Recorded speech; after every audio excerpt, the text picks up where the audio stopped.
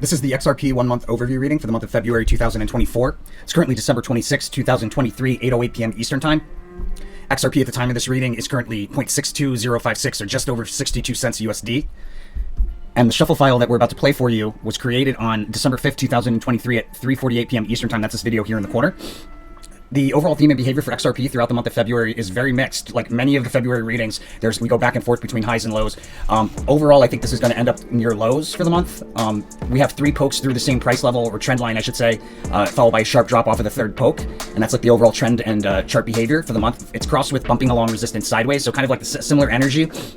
Maybe breaking through at some point. It could be like an upward going trend line at that point based on the combination of these two. Either way, there'll be like three pokes through that trend line, whatever direction it goes, followed by a sharp drop off of that third poke, taking us into what looks to be lows towards the end of the month. Behavior around the highest high or highs for the month. We have a prominent move higher on a multi-day scale, or on a chart with daily candlesticks, or 1 day candlesticks, in other words. So we have a prominent move higher, and then we break through a key resistance, and then that's followed by shortly thereafter by a full retracement of the move higher back down through that same price level, making like a capital A pattern in the English language if the price level was like the horizontal line. Behavior around the lower lows for the month. We have out of a decline, a big move from the bottom of a range all the way to the top of a range, and that's again on a multi-day scale. Before we go any further, I want to make sure everybody's aware the whole purpose of the channel is to transmute some of the competitive energy of the stock market into goodwill. We do that by following the rule of karma for the channel, which is the unwritten agreement between the universe and anybody utilizing this information for profit. What you must do is follow through on this rule in order to continue profiting. The universe expects you to take 5% of all profits that you make from this information and donate it forward to one of the charities here on this resources tab, or to some other charity that you see fit. Just make sure you do it. And then 5% of the profit should be donated back to the channel here. One of these links that helps support the channel. It's a way to say thank you. It leaves you at 90%. Make sure to spend that money out of love. As long as you follow those rules, you follow the rule of karma for the channel. The universe considers you an angel investor. It's going to send it back to you tenfold for following through on that. Blessings to all my angel investors.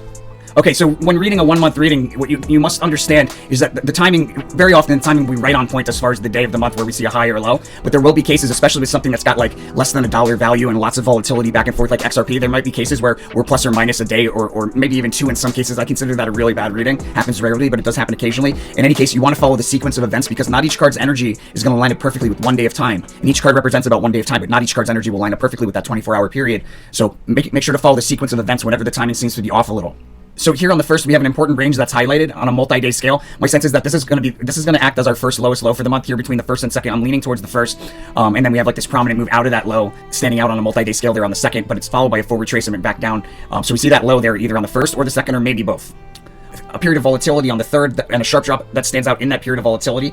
A big move higher on the fourth, breaking through resistance, creating a new local high or a new high of some kind that'll stand out on a multi-day scale, followed by a breakdown through that same price level shortly thereafter. It seems to be a trough towards the afternoon session on the fourth, and a big move to the upside out of it. I think the high there, that new high that I'm talking about, is probably on the cusp of the fourth, fifth, and we have a decline back down on the fifth, back to a trough, and that's most likely the same price level, or the same low, or I should say that's another prominent low on a multi-day scale. Now, out of that trough on the fifth, we have a sideways fluctuating rally, which turns into more price swinging, and in the midst of that price swinging, towards the end of the day on the sixth or early in the day on the seventh, we have another prominent high that stands out, and then sideways rotation on the seventh.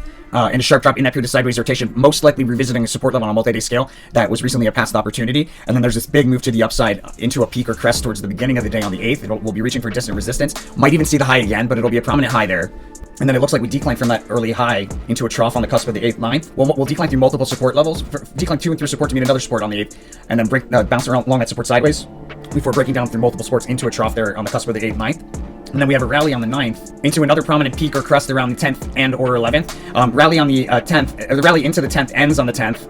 And then another prominent move higher on the 11th, also either ending on that rally ending on the 11th or the following day on the 12th. There's a notable fake out, shakeout of some kind on the 12th that will really stand out on like a multi-day scale. The chart behavior there on the 12th will really, like, it'll be sneaky. It might be that it looks like we're going to break through our lows, but instead we turn around and we probably see another prominent peak or crest there. On the 13th, we're at an overbought peak or crest that we sell off from through multiple support levels into price swings on the 14th. Oh, and guys, as far as trade opportunities, we have some notable trade opportunities on the 4th, 5th, again on the 9th, 10th, 11th, and here on the 15th. We'll talk about those in more detail, what to look for as far as entry and exit chart behavior in the paid version. But before we go any further, let's take a look at December and see how we're doing thus far. So I have a low on this first, second. I also have a high there on the first, and then another high on the second, so that's pretty solid. And then we go into a higher high on the 7th. That's pretty solid. Looks like I have another prominent high on the 8th, but as far as their placement, I expected the 7th to be higher than the 8th. It was vice versa, so there's a little bit off there. The 9th was a decline that did offer opportunity to open up a long position before another move to the upside or another high there. That's the abundance card there on the 9th. And then we go into lows again. Looks like I missed that one, but that was Princess of Discs energy for sure. And then there was the Magus energy on the 15th, Unicrystal energy on the 16th before a notable reversal to the downside into the 18th. 20th, we have a trough there. We have a lowest low there on the 20th, so we nailed that.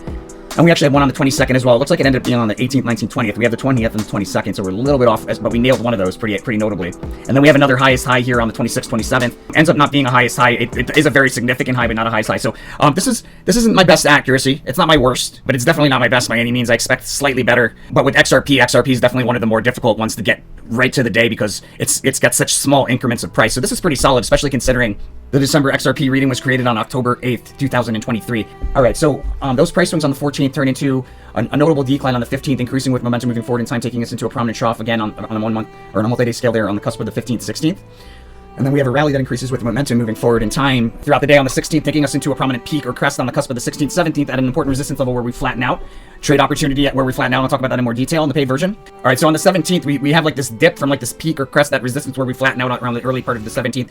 We have like this dip into a trough early in the day on the 18th, and then this big move to the upside out of that trough on the 19th, taking us back from a prominent trough to a prominent peak on the cusp of the 18th, 19th. Off of that prominent peak, probably early in the day on the 19th, there's a significant decline, maybe one of the sharper ones that we should see for the month. And then there's a bit of a rally between the 19th and into the 20th, from which that rally is halted by a sharp decline through key support on a multi-day scale, taking us into support there between the 20th and the 21st where we rotate sideways. And then there's further decline on the 22nd through multiple supports. Decline continues further on into the 23rd where we see another prominent trough for the month. We attempt to establish support on the 24th. Look out for a sharp drop on the cusp of the 23rd, 24th. And then there's a notable reversal on the 25th, probably another prominent trough there. Oh, there's also a prominent peak on the 24th. Another prominent trough on the 25th, 26th.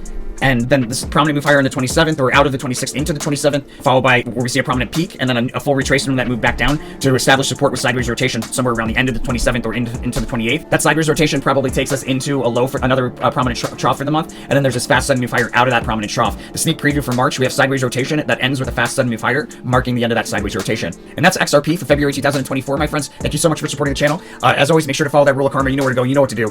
Blessings to all my angel investors. Stay tuned if you got the paid version. All right, guys, so the main move here, we're right on track as far as, based on cross-reading congruencies anyways, we're right on track as far as the sequence of events and the Aeon card lining up with 2024. So there's this big move pushing the upper end of a range higher in 2024, but we do have cross-rating congruencies here.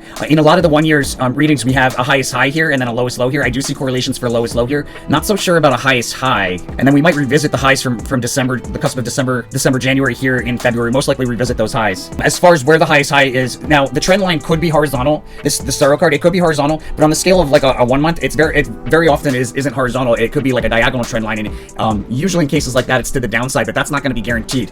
When we combine it with this Valor card, it might be that we see higher highs. It's hard to say, but this is the strongest location here around the 4th, 5th, and then again around the 6th, 7th, the most high probable location of seeing the highest high. And if I had to pick between the two, it's here on the 4th, 5th, but I think we'll probably revisit it on the 6th, 7th. And then there's a chance that we hit it again here around the 10th, 11th. Either that or there's a trend line. We poke through the trend line there. And then one more poke either around the 14th or around the 18th. But there's a pretty sharp decline here off of this peak here around the 18th, 19th into a trough or low here on the 23rd. As far as lowest low, so I think that at first this lowest low here is going to act as a lowest low price level here on the 1st, 2nd. We revisit that around the 5th. We might revisit around the 7th as well, 7th, 8th. But then I think hard to say the price level of this one here on the 16th, but it will be a prominent trough. And then we'll probably have a lower price level here on the 23rd, probably the same low here on the 25th. And then it may be that this is even lower, 25th, 26th, I should say. And then it may be that here on the 28th, or excuse me, 29th, it's a leap year, is even lower. But I think if I had to guess out of all of them, I would say it's like a toss-up between the Ace of Cups here on the 23rd and this Death card and 25th correlation here. One of those two. All right, so probably one of the best trades, I'm going to say, you don't want to hold a short position for too long, but I would definitely lean towards short positions or short trades based on the Starro card. So on the 4th, when we break through a key resistance level into like a peak or crest there around the cusp of the 4th, 5th, I would open up a partial short. I would open up a short, and then I would close that short when we see when we revisit lows here on the 1st, from the 1st, 2nd, when we revisit them on the 5th. If we don't revisit them on the 5th, then I might wait until the 7th to see how it goes. Hard to say if I'd want to get out or if I'd want to stay in and see the 7th, because there's probably another opportunity. Probably better, if I'm wrong, is a better bet to get out, but I think there's probably a pretty notable opportunity there between the 4th, 5th. Maybe it's the 6th, 7th. I get into a short and close it when we revisit lows here, the previously established lows from like the 1st, 2nd. That would be my exit. I'd open up a partial short on the 11th when we have a failed attempt to break through key resistance on a 1-day chart, followed by a decline through key support, and you probably exit that towards the early afternoon on the 12th. If not, then on the end of the day on the 15th or beginning of the day on the 16th. I would not wait until the 16th. If you have opportunity on the 12th, take it. If you don't and you have opportunity on the 15th, take it. Take the earliest opportunity out of those. Another short opportunity on the cusp of the 6th, 7th, when we have this rally on the 6th, or excuse me, on the cusp of the 16th, 17th, when we have this rally out of a prominent trough or an important low, increasing with momentum moving forward into a trough, or excuse me, into a crest, prominent crest that forms when we flatten out around a key resistance level. Around the cusp of the 16th, 17th, I'd open up a short around that flattened out key resistance and close that short in the midst of a U-shaped dip that takes place like the trough should be early to middle part of the 18th. And then when you do that, close that short there, you could also open up a long with the exit strategy to close the long on the cusp of the 18th, 19th at the same price level as the peak from like the early part of the 17th where we flattened out at that key resistance and open up a short. Around that same price level there would be a good exit for a long on the cusp of the 18th, 19th. And then it looks like there's an opportunity here towards the end of the month to get into long positions. Like I get into a partial in the midst of a decline here on the 23rd if it looks like we're starting to bottom out. And the trade opportunity will come in the midst of a failed attempt to break through key resistance on a one-day chart that it looks like we're going to break through. Instead, we turn around, we decline through key support into low. And if there's another opportunity on the 25th, I would open up a partial long there on the 25th, add to it on the 26th if there's opportunity there. But I might actually be able to close that long towards the afternoon session on the 24th. It's possible. It's not my original plan, but it's possible. Otherwise, add to that long on the 25th, 26th. You might be able to close out of those longs on the 27th. But I'm thinking that you'd probably end up holding the long position into the early part of March. I don't have a March reading done yet, so hard to say, but that's my sense, is that's what you'd want to do. And if you're looking for like a multi-month kind of swing trade, you're looking for these lows here. These are important lows on a one-year chart scale near that Princess of Discs energy, which I marked off with these little blue stars, right? It's here on the 22nd, it's here on the 27th. So I'd look to open up long positions there with the intent of holding them through April, really. Maybe adding more long position in March. With that big move to the upside in April, that big move there is the cross-reading congruency with the 2024 reading. So that's really what I'm looking for. That's not far away, guys, in the grand scheme of things. April. As far as the overall performance of XRP versus Bitcoin for the month of February, looks like Bitcoin outperforms XRP in February 2024. And that's the paid version of XRP for February 2024. Thank you, my friends, for supporting the channel with the paid version. Without you guys, we couldn't put out this content. So I definitely know who you are. Believe that. And blessings to all my angel investors. You guys know where to go. You know what to do. I'll see you guys on the next one.